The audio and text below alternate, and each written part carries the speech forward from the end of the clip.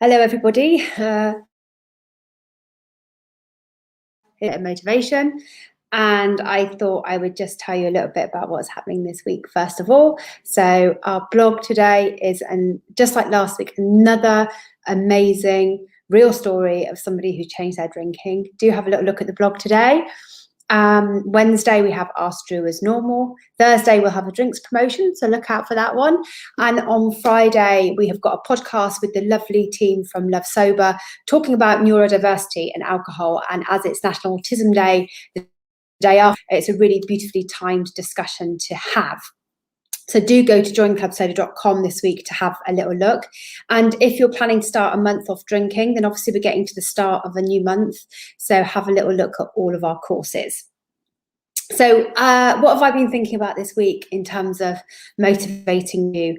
I'm really taken by the fact that we spend a lot of time talking to everybody about thinking about the life that you want to lead in order to change your drinking, because willpower alone isn't enough to keep you on a sustained journey to change something big like drinking habits. So we get you to focus on what it is that you want for your life, the life that you want to lead, and where alcohol may or may not fit into that. And so we've got members who've got diverse goals, such as wanting to be a better grandparent, or wanting to set up a business, or just wanting to be fitter and more livelier. And what I've been realizing, because I use all of these techniques for myself, so I may well be 9 years nearly alcohol free, but I use all these same things in terms of my fitness and other healthy lifestyle stuff. What I've realized is it's really hard to project the life that we want to lead at the moment into the future, because we've been living such a weird year. I'm beginning to realize that I don't know what real life feels like anymore, what going out feels like, what spending time with people feels like. And I don't quite know how that's going to be either, because I do know that it's not going to go immediately back to how life was before. Now, I know that I don't want my life to go back to exactly as it was before the pandemic, because I think I'd nearly burnt out. And I can tell you now that burnout is very much like being a twat with alcohol. You do all those same things, being shouty and miserable and horrible to the people that you love most in your life. So I don't want to go back to being that person, but I'm still finding it really hard to imagine a version of myself in the future that I'm working towards in all the things that I've been doing. So this weekend, I've taken a little bit of time to reflect on the things that I do know and the things that I can never possibly know about the life that I want to lead.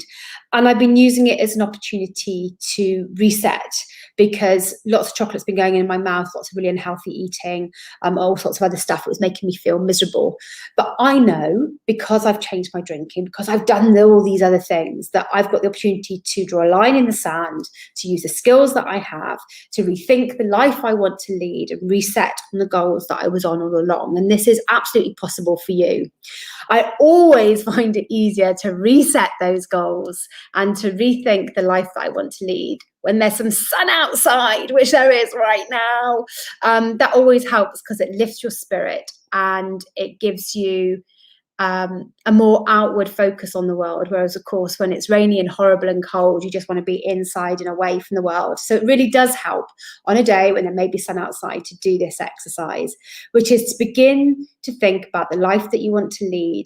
And in the context of now, that might be something.